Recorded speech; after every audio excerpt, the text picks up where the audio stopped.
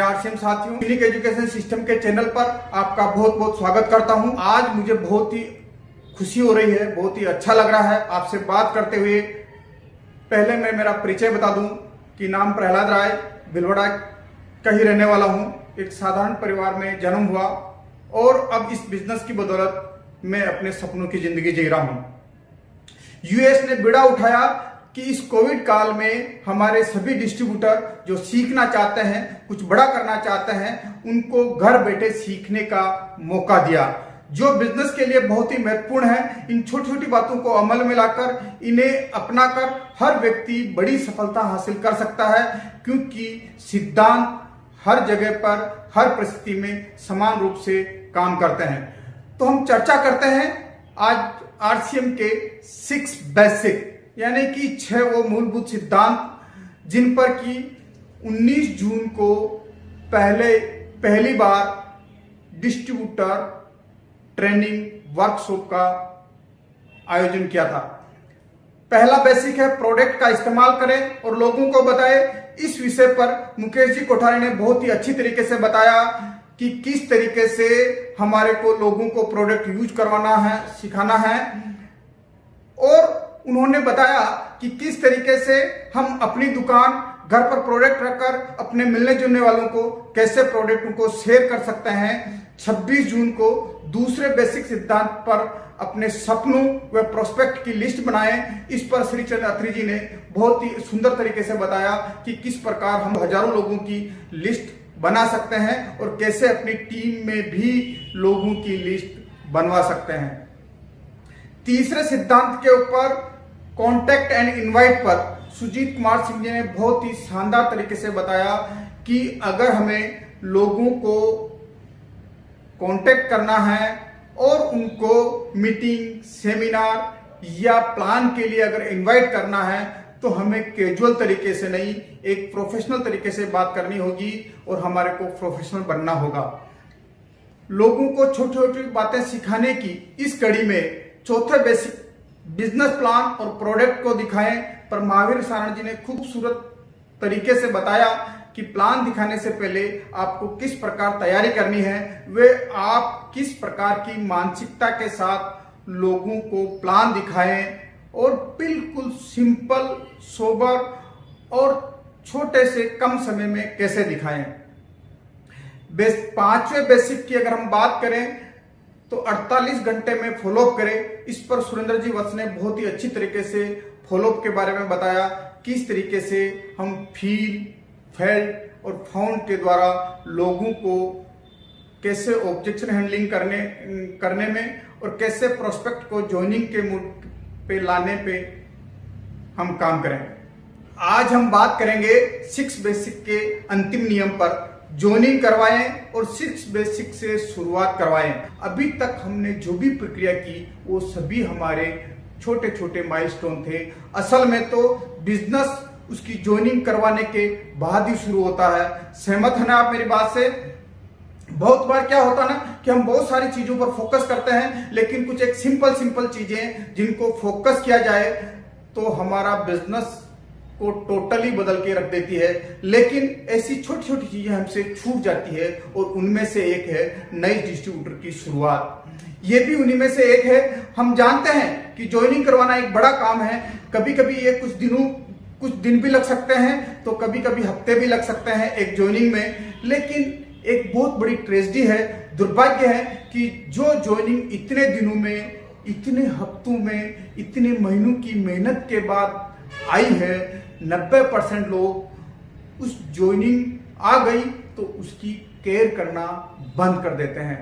हम समझते हैं कि ज्वाइनिंग करवाना एक मुश्किल काम है, एक जद्दोजहद का काम है। जब हो जाती है तो हमको लगता है कि काम बन गया फाइनली, किंतु याद रखिए ज्वाइनिंग होना बिजनेस का अंत नहीं है, बल्कि ज्वाइनिंग होना बिजनेस की शुरुआत है। आज हम बात करेंगे कि नए डिस्ट्रीब्यूटर का राइट शुरुआत कैसे कराई जाए। आगे हम बात करें, इससे पहले आपको अपनी सोच को बदलना होगा। जब तक आपकी ये सोच नहीं होगी, तब तक आज हम जो भी आगे बात करेंगे वो रिजल्ट देने वाली नहीं है। जब वो लोग ज्वाइन नहीं किए थे तब आपको लगता था कि बंदा ज्वाइन कर जाए तो मजा आ जाएगा। अब वो आ गया और ऐसे 50 लोग आपकी टीम में आ गए, फिर भी आपको मजा नहीं आ रहा, आपका बिजनेस नहीं बढ़ रहा। वजह बहुत ही सरल है कि हम लगातार बार बार कुछ गलत कर रहे हैं। तो आज हम क्या गलत कर रहे हैं उस पर हम चर्चा करेंगे। आप अपना भविष्य नहीं बदल सकते हैं, लेकिन आप अपनी आदतों को बदल सकते हैं और निश्चित रूप से आपकी आदतों से आपका भविष्य बदल सकता है। हमारा जो बिजनेस है ना, ये डुप्लीकेशन का बिजनेस है। अगर हम किसी डिस्ट्रीब्यूटर की सही शुरुआत करवा दी तो आने वाले समय में हमारे बिजनेस का एक मजबूत स्तंभ बन जाता है, एक मजबूत पिलर बन जाता है। अगर कोई इंसान हमारे साथ बिजनेस की सही शुरुआत करता है तो फिर वो बिजनेस की शुरुआत मानिए। आप ऐसा मत मानिए कि आपका काम खत्म हो गया, काम तो अब शुरू हुआ है। जितना समय हम किसी की ज्वाइनिंग में लगाते हैं उससे ज्यादा समय हम उस डिस्ट्रीब्यूटर के स्टार्टअप में लगाना चाहिए। स्टार्टअप में हम हड़बड़ी नहीं करनी चाहिए, बल्कि शांति से सोच समझकर उसका स्टार्टअप करना चाहिए। बहुत सारे लोग क्या करते हैं, जैसे ज्वाइनिंग हुई उनका काम खत्म हो गया ऐसा समझ लेते हैं। अब हमने उस प्रोस्पेक्ट को डिस्ट्रीब्यूटर बना दिया, अब वह खुद पिकअप सेंटर पर जाकर सामान खरीद लेगा, वो अपनी लिस्ट खुद बना लेगा, वह अपने आप लोगों से बातचीत कर लेगा। अब हमारा काम खत्म हो गया। हमारे बिजनेस में हमारे लिए कभी ना खत्म होने वाली संभावना की जड़ी लगा सकता है सिर्फ एक नया डिस्ट्रीब्यूटर। अगर आप चाहते हैं कि आप किसी पेड़ के फलों का आनंद ले तो उस पेड़ के बीज को लगाना होगा, और जब उस बीज में से छोटे छोटे अंकुर की तरह फूटेगा और छोटा सा पौधा बनेगा, उसको पानी देना होगा, उसमें खाद डालनी होगी, आंधी तूफान से बचाना होगा, जानवरों से बचाना होगा, उसको एक सही वातावरण देना होगा जिसमें वो फले फूले और उसका ध्यान रखना होगा। जब तक वो बड़ा नहीं हो जाता, एक पेड़ की तरह मजबूत खड़ा नहीं हो जाता, हमारे इस बिजनेस में भी ना एक एक डिस्ट्रीब्यूटर को आप एक पेड़ की तरह खड़ा कर दें। हमारे इस बिजनेस में पैसे का इन्वेस्टमेंट नहीं है, लेकिन जो इन्वेस्टमेंट हम करते हैं टाइम, एनर्जी, जज्बा, कमिटमेंट, डिसिप्लिन, जो कि आप एक कमाल की ठोस टीम बनाने के लिए लगाते हैं। हर रोज एक एक व्यक्ति एक एक समय में आपको मिलता है और उस एक एक व्यक्ति को एक एक टाइम पे आप खड़ा करते हैं। अगर आप इन्वेस्ट करेंगे तभी तो आपको रिटर्न मिलेगा। पैसा नहीं लगा रहे हैं, मगर ये जो कुछ भी लगा रहे हैं वो करोड़ों का है। हमको अपने लोगों को ट्रेन करने की जरूरत है, उनका विकास करने की जरूरत है, उनके साथ रिश्ता बनाने की जरूरत है।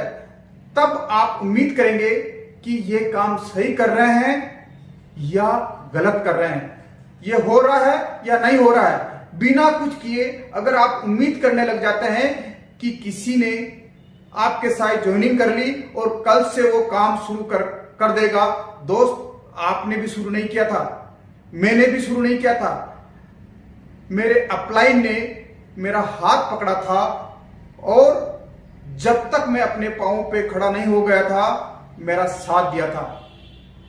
जब आप किसी का भला करते हैं तो आपका भला कुदरती रूप से अपने आप ही हो जाता है। यही कुदरत का नियम है। सही स्टार्टअप क्या है? जिस तरह हमने 6 बेसिक किए वो भी उनसे करवाने हैं। जिस तरह हम काम कर रहे हैं उसके बारे में उसको विस्तृत बताना है। अगर वो 6 बेसिक करने लग गया तो उसका सही स्टार्टअप हो गया।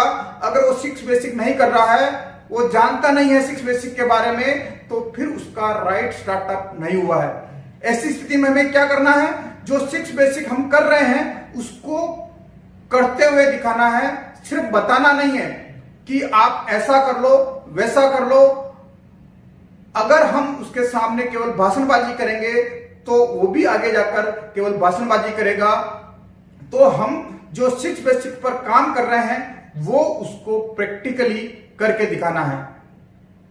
एक व्यक्ति की सही स्टार्टअप करने के लिए हम इन 8 पॉइंट पे बात करेंगे, एक एक पॉइंट पर बात करेंगे। तो हम पहले पॉइंट पे आते हैं कि ज्वाइनिंग करवाते समय हमें क्या क्या बातें ध्यान रखनी चाहिए। जब इनिशियल लेवल पर हम उसका ज्वाइन करवा रहे हैं तब हमें क्या क्या बातें ध्यान में रखनी चाहिए। सबसे पहले जब वो ज्वाइनिंग करने के लिए तैयार हो जाता है तो उसके सारे डॉक्यूमेंट इकट्ठे करिए, उसका आईडी प्रूफ, उसका एड्रेस प्रूफ, उसका बैंक अकाउंट, उसका पैन कार्ड और उसका एक पासपोर्ट साइज का फोटो। देन हमें उसके मोबाइल पर आरसीएम मोबाइल एप्लीकेशन डाउनलोड करवानी है। आरसीएम मोबाइल एप्लीकेशन डाउनलोड करवानी है और उसको बताना है कि किस तरीके से मोबाइल एप्लीकेशन पर जाकर वो अपनी ज्वाइनिंग खुद फीड करें। देन उसको बताना है कि एप्लीकेंट नाम, जब आप एप्लीकेंट नाम भरते हैं तो एप्लीकेंट नाम भरते वक्त आपको बहुत ही सावधानी रखनी है। कई सारे लोग अपने भाई के नाम पर ज्वाइनिंग कर लेते हैं, भाई को एप्लीकेंट बना लेते हैं। कई सारे लोग अपनी सास को एप्लीकेंट बना लेते हैं, तो कई सारे लोग अपने ससुर को एप्लीकेंट बना लेते हैं और कई सारे लोग अपनी साली को एप्लीकेंट बना लेते हैं। क्योंकि ये बिजनेस जो है ना, जन्मों जन्मों का बिजनेस है। तो अगर वो व्यक्ति के साथ अगर किसी तरह का कोई चैलेंज है तो सबसे पहले हमें एप्लीकेंट किसको रखना है ये हमारे को तय करना है। देन इसमें प्रपोजर का महत्व क्या है, स्पॉन्सर नंबर यानी कि जिसके नीचे बिजनेस उसको ज्वाइन करवाना है उस व्यक्ति का स्पॉन्सर नंबर डालना है और फादर हस्बैंड नेम में लेट, श्री, श्रीमती या इस तरह का हमारे को कुछ नहीं लगाना है। एंड नॉमिनी का नाम पैन कार्ड, यानी कि पैन कार्ड के ऊपर अगर हम बात करें तो उसको बताना पड़ेगा कि एक निश्चित अमाउंट के बाद पैन कार्ड अगर आपका फीड नहीं है तो आपका टीडीएस जो है 20% कटेगा। या हम इसको यूं बात करें तो आरसीएम से जो भी पैसा आता है वो 1 नंबर का पैसा आता है और उस पैसे के ऊपर टीडीएस कट के आता है। अगर आपका कमीशन कुल 20,000 या इससे ज्यादा बना तो उस पर 20% टीडीएस कटेगा। देन उसको बैंक अकाउंट, पासबुक और हिंट क्वेश्चन और पासवर्ड के बारे में सभी बारे में उसको डिटेल से बात करनी। लगभग 1 घंटा आपको आधा घंटा तक इस आरसीएम की मोबाइल एप्लीकेशन के बारे में उसके साथ बैठ के डिस्कस करना है। देन हमें करना क्या है कि जब हमने उसकी ज्वाइनिंग फीड करवा ली, देन उसके 2 से 3 दिन के बाद हमें एक उससे अपॉइंटमेंट लेना है और वेलकम मीटिंग रखनी है। जब हम वेलकम मीटिंग करने के लिए उसके घर पर जाएं तो सबसे पहले आरसीएम की वेबसाइट के बारे में पूरी जानकारी देनी है कि अगर उसको कोई प्रोडक्ट ऑनलाइन डायरेक्ट परचेज करना है तो वो कैसे कर सकता है, कैसे ऑर्डर करवा सकता है। अगर उसके कहीं मिलने जुलने वाले अगर कहीं बाहर रहते हैं तो उसके यहाँ पर उनको रजिस्टर्ड बायर बनाकर किस तरीके से उनके वहां पर वो प्रोडक्ट भिजवा सकता है। देन प्रोडक्ट के बारे में उसको पूरा वेबसाइट में बताना है। मीडिया के अंदर जो प्रोडक्ट के कई प्रमोशनल वीडियो पड़े हैं उनके बारे में बात करनी है उनको। डायरेक्ट सेलर का मैसेज जो कि हमारे एमडी श्री टीसी छाबड़ा जी के द्वारा दिया जाता है या कंपनी की कोई भी नई इंफॉर्मेशन मिलती है तो डायरेक्ट सेलर मैसेज के माध्यम से मिलती है। तो डायरेक्ट सेलर के मैसेज को कैसे देखा जाए। अगर उसकी लिस्ट कहीं बाहर है तो बाहर के एरिया में पिकअप सेंटर कहाँ है तो डिलीवरी सेंटर्स के बारे में भी उसको बताएं कि डिलीवरी सेंटर वो कैसे देख सकता है। देन हमें उसको मार्केटिंग प्लान के बारे में पूरी जानकारी देनी है। उसको इस मार्केटिंग प्लान से इनकम कैसे आती है ये भी हमें सब चीजें उस वेलकम मीटिंग में क्लियर कर देनी है और उसको कुछ टूल्स देने हैं।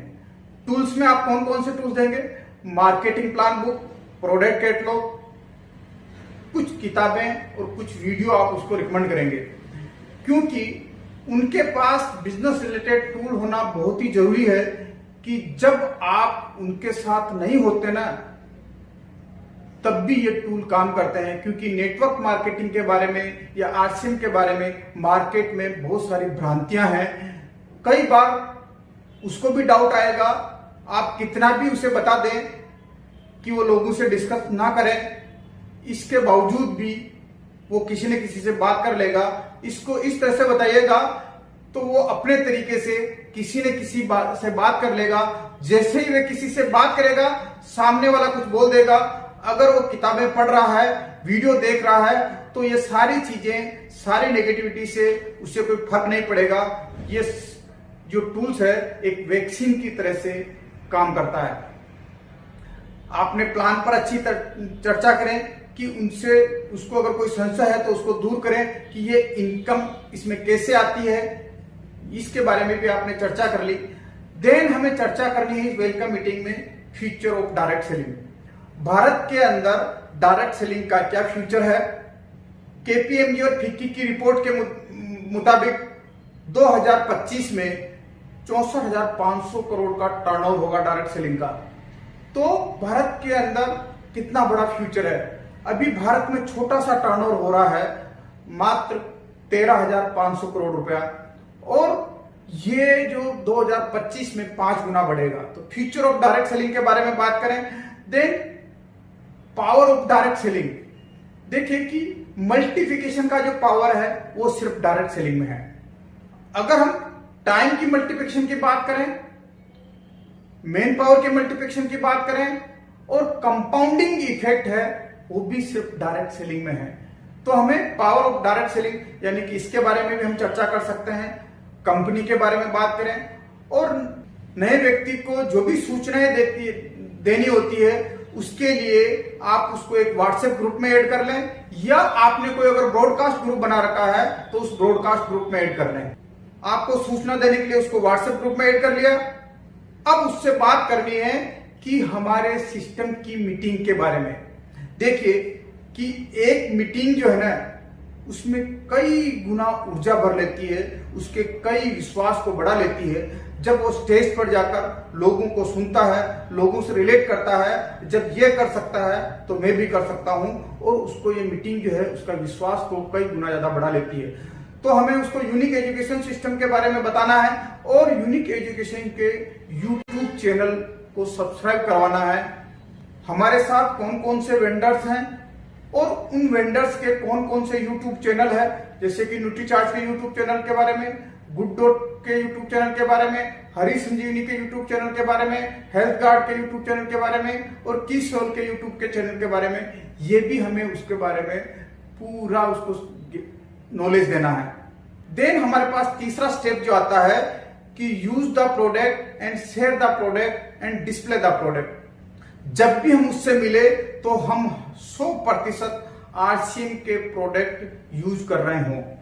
उसको दिखना चाहिए कि पैंट आरसीएम की, शर्ट आरसीएम का, टाई आरसीएम की, जूते आरसीएम के, मोजे आरसीएम के, रुमाल भी आरसीएम का, सब के सब आरसीएम के हैं। हमारी बातचीत चाहे किसी भी सब्जेक्ट पर हो रही हो, हमें तुरंत आरसीएम पर लेके आनी है। सामने वाला ना सोचने पर मजबूर हो जाए कि इस बंदे से चाहे किसी भी सब्जेक्ट पे बात कर लो, चाहे पॉलिटिक्स पे बात कर लो, चाहे कबड्डी पे बात कर लो, चाहे एग्रीकल्चर पे बात कर लो, लेकिन ये घुमा फिरा कर आरसीएम या आरसीएम के प्रोडक्ट पर ही लेकर आ जाता है। हमें पूरी तरीके से कॉन्शियसनेस के साथ ध्यान रखना है उससे बातचीत करते समय। जब भी आप किसी नए व्यक्ति से बात करें तो धर्म, राजनीति और सेक्स पर कभी भी बात नहीं करें। पहले बेसिक में ही डिस्प्ले द प्रोडक्ट की बात आ जाती है तो उसको किसी न किसी बहाने आपकी टीम में किसी ने अपनी दुकान का ओपनिंग किया है, या फिर आप अपने घर पर लेकर आ जाएं, घर पर बुला लें उसको। आपने जो अपनी दुकान घर पे बनाई हुई है उसको दिखानी है।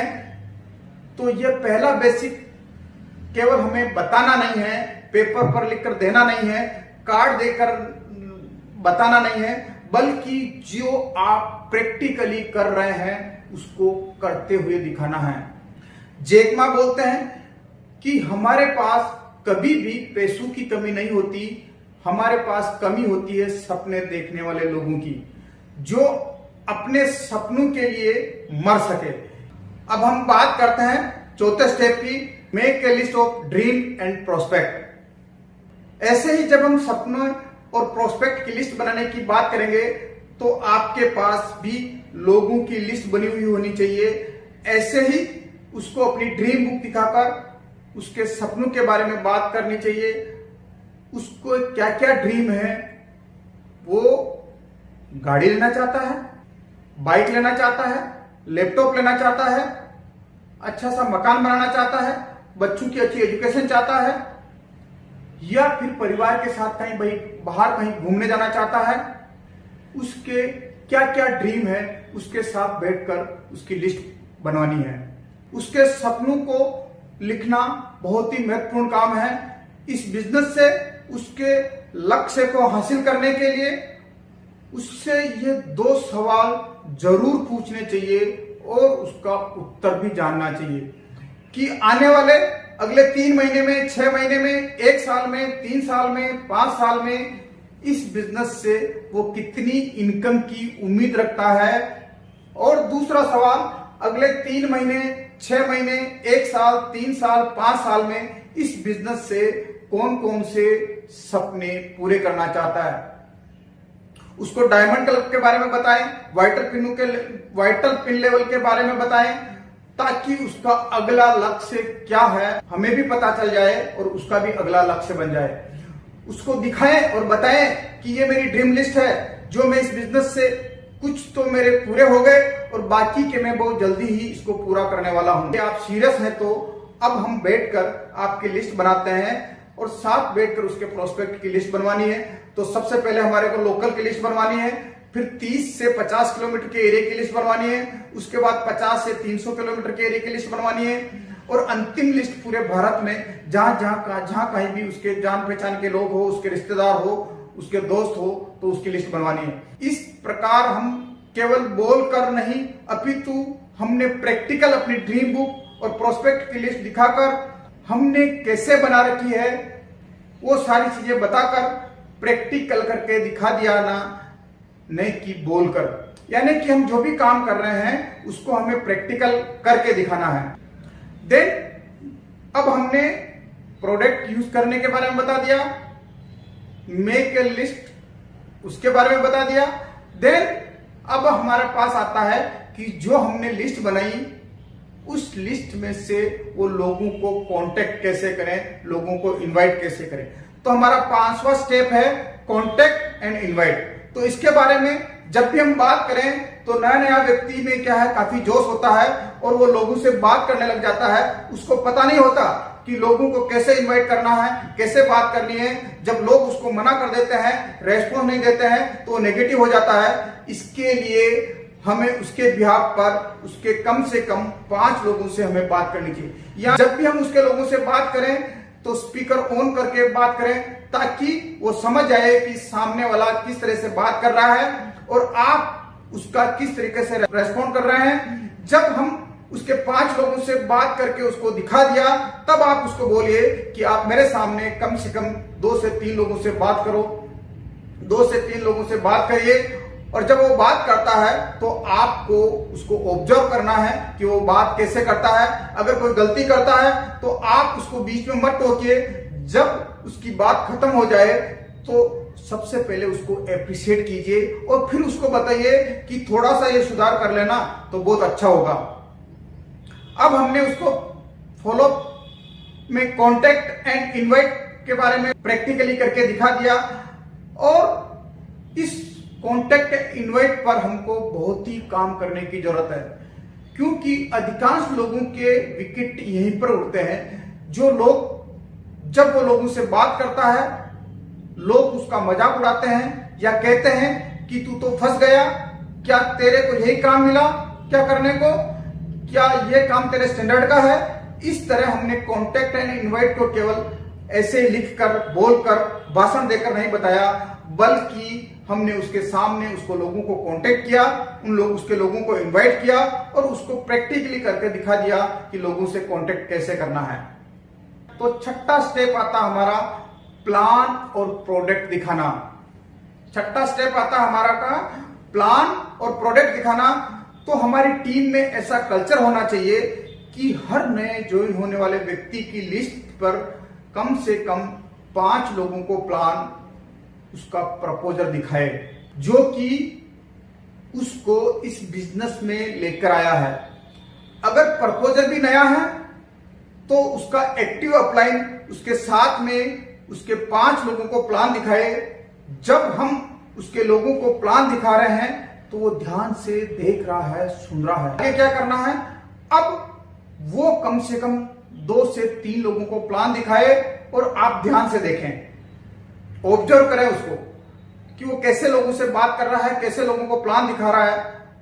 वो कहीं कुछ गलती करता है तो हमें बीच में नहीं टोकना है। प्लान दिखाने के बाद उसको एप्रिशिएट करना है और अकेले में बोले कि यहां कुछ सुधार हो जाए या तुम यहां कुछ सुधार कर लो तो बहुत मजा आ जाएगा। इस तरह हमने प्लान और प्रोडक्ट को प्रैक्टिकली हमने करके दिखा दिया, न कि हमने बोलकर लिखकर। यानी कि हम जो भी काम कर रहे हैं उसको प्रैक्टिकली हमें करके दिखाना है। अब हमने प्लान दिखा दिया। अब उसके लोगों को फॉलो करने की बात आती है, फॉलो विद इन 48 आवर्स। तो यहां हमारा आता है 7वां स्टेप। यानी कि जब हमने नए व्यक्ति के साथ बैठकर अपनी दुकान, प्रोडक्ट के बारे में उससे मिलकर उसके ड्रीम व प्रोस्पेक्ट की लिस्ट बनवा ली, उसको लोगों से कैसे बात करना है, प्लान भी दिखा दिया। अब आता है फॉलो। जिस तरह हमने हर बेसिक को प्रैक्टिकल करके दिखाया है, उसी तरीके से फॉलो को भी हमें प्रैक्टिकल करके दिखाना है, ना कि लिखकर, ना कि बोलकर। फॉलोअप में हम क्या करेंगे, 5 व्यक्तियों का फॉलोअप हम करेंगे, उसके जो भी ऑब्जेक्शन आएंगे उसको हम हैंडल करेंगे और उन लोगों को क्लोजिंग और सेल्स क्लोजिंग की मोड पर लेके आएंगे। जब हम लोगों का फॉलोअप कर रहे थे, उनके सवालों का जवाब दे रहे थे, उनको ज्वाइनिंग के मोड पर लेकर आ रहे थे, तब वह हमारे साथ इन सभी बातों को, इन पूरी घटनाओं को बारीकी से वो देख रहा था और सुन रहा था। हम कैसे इस पूरे प्रोसेस को कर रहे थे। फिर हमें क्या करना है, अब वो 2-3 लोगों का फॉलो वो खुद करे, जो भी लोगों की क्वेरी आती है उनका जवाब वो दे और आप उसके साथ रहकर इस प्रक्रिया को पूरा ध्यान से देखें। इस बिजनेस में टिका कर रखने वाली जो सबसे महत्वपूर्ण कड़ी है वो है फॉलो, क्योंकि फॉलो के बाद ही सेल क्लोज होती है और सेल क्लोज होने के बाद ही पैसा आता है और बिजनेस यहीं से बढ़ता है। अगर उसके साथ 2 लोग भी स्पॉन्सर हो गए तो वो बिजनेस टिक जाएगा। इस प्रक्रिया में उसको मास्टर बनाना है, उसको समझाना है कि फॉलोअप में रिजेक्शन नाम की कोई चीज नहीं होती। फॉलोअप हमारा तब तक चलता है जब तक कि सामने वाले की ज्वाइनिंग ना आ जाए। इस तरह हमने पहले, दूसरे, तीसरे, चौथे व 5वें बेसिक को बोलकर, नहीं हमने लिखकर और नहीं हमने भाषणबाजी करके बताया, अपितु हमने उसके साथ मिलकर बहुत ही प्रैक्टिकल तरीके से काम करके दिखाया। अब हमारा फॉलोअप हो गया। अब 8वां स्टेप हमारा आता है complete joining process and start with 6 basic. अभी तक हमने जो भी काम किए हैं उसके साथ, अब उसको यह समझाना है कि अभी तक मैंने आपके साथ जो जो काम किए हैं, ज्वाइनिंग करवाते वक्त किन किन चीजों का ध्यान रखना है। दूसरा काम अपन ने किया वेलकम मीटिंग, कि हम वेलकम मीटिंग में तो हमने क्या क्या बातें की है वेलकम मीटिंग के बारे में। देन तीसरा, use the product, save the product and display the product. चौथा पॉइंट था हमारा make a list, dream and prospect. 5वां पॉइंट था हमारा कॉन्टेक्ट एंड इनवाइट। 6ठा पॉइंट था हमारा show the plan and product. और 7वां पॉइंट था फॉलो विद इन 48 आवर्स। ये हमने जो 7 पॉइंट उसके साथ किए हैं, उसको यह बताना है कि जिस तरीके से हमने 7 पॉइंट तुम्हारे साथ प्रैक्टिकल किए हैं, वैसे ही आप जब किसी नए डिस्ट्रीब्यूटर को ज्वाइन करवाते हैं तो आपको ये 7 पॉइंट का रिपीटेशन करना है। इस तरीके से 7 स्टेप आपके साथ रहकर करवाए हैं, वही 7 स्टेप आपको हर ज्वाइन होने वाले व्यक्ति के साथ करना है। जिस तरीके से मैंने बोलकर, लिखकर नहीं बताया, आपके साथ प्रैक्टिकल करके बताया है, इसी तरीके से आपको 6 बेसिक के हर स्टेप को दिखाना है, ना कि ऐसे ही बोलकर, लिखकर बताना है, क्योंकि ये हमारा बिजनेस डुप्लीकेशन का है। जैसा हम कर रहे हैं लोग वैसा ही करेंगे। कहते हैं ना कि लोग आप जो बोलते हैं कहते हैं वो नहीं करते हैं, बल्कि जो आप करते हैं उसको देखकर वैसा ही करने का प्रयास करते हैं। अब सही शुरुआत करवाने के बाद उसे एक्टिव मोड में लेकर आना है। एक्टिव वर्किंग मोड का मतलब उसको डायमंड क्लब के बारे में पता हो, सभी वाइटल लेवल के बारे में पूरी जानकारी हो, रॉयल्टी की पिनों में कितना बिजनेस होता है और कितनी इनकम आती है, ये सारा उसको ज्ञान हो। 1 to 1 वो प्लान दिखाता हो, मीटिंग में नए नए व्यक्तियों को लेकर वो नियमित आता हो, खुद कभी कभी होम मीटिंग का ऑर्गेनाइज करता हो, प्रोडक्ट की रिटेलिंग करने लग गया हो और उसने कोई वाइटल पिन लेवल अचीव कर लिया हो। जब उसने वाइटल पिन लेवल अचीव कर लिया तो उसका स्टेज पर सेलिब्रेशन हो गया हो, तो समझो डिस्ट्रीब्यूटर एक्टिव वर्किंग मोड में आ गया है। तो हमने जो भी बातें की, इसका मोरल, स्टोरी का मोरल क्या है, या हमने जो भी बातें की उसका मोरल क्या है? मोरल बहुत ही सरल है कि आप अपने लोगों का ध्यान रखोगे और अगर आप अच्छी तरीके से उनका ध्यान रखते हैं तो वह आपके सपनों का, आपके परिवार का, आपके पूरी जिंदगी का ध्यान रखेंगे जब तक आप जीवित हैं, और जब आप जीवित नहीं हैं तब भी। शिव खेड़ा जी का एक कोटेशन है कि विजेता कोई अलग काम नहीं करते, लेकिन विजेता हर काम को अलग ढंग से करते हैं। मैं इसको एक बार वापस रिपीट करना चाहता हूं, विजेता कोई अलग काम नहीं करते हैं, लेकिन विजेता हर काम को अलग ढंग से करते हैं। तो मुझे आशा है, मुझे पूर्ण विश्वास है कि आप आज से आपकी टीम में हर आने वाले नए डिस्ट्रीब्यूटर की सही शुरुआत करवाएंगे और अपने इस बिजनेस में बहुत बड़ी ऊंचाइयों के मुकाम पर जाएंगे। Thank you. जय आरसीएम।